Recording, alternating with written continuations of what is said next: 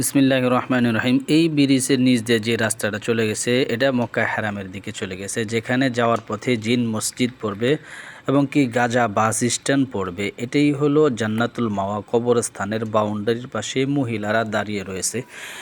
আর এই যে সৌদির কিছু পোলাপান্ডা তারাও দেখে ভিডিওর সামনে আসছে। এটা হলো যে লোকজন চলাফেরা করতেছে, ছোট ছোট যে পাথরের আকারের মাটির উপরে দেখা যায়, এগুলোই হলো কবরস্থান। এখানে অনেক সাহাবাই কেরামদের কবর রয়েছে এবং কি নবীজির বিবিও রয়েছে একজন, ওনারও কবর এখানে রয়েছে। আমরা লোকজনেরা মহিলাদের ভিতরে যাওয়ার কোনো অনুমতি নেই, তাই ওনারদা বাউন্ডারির পাশে দাঁড়িয়ে যার এরকম দোয়া করার প্রয়োজন তারা এইভাবে দোয়া করতেছেন, অবস্থান করতেছেন। আমরা এই যে দেখতে পারলাম জান্নাতুল মাওয়া, এটা হলো জিন মসজিদের পাশে গাজা ব্রিজের বাস স্ট্যান্ডে যাওয়ার পথেই।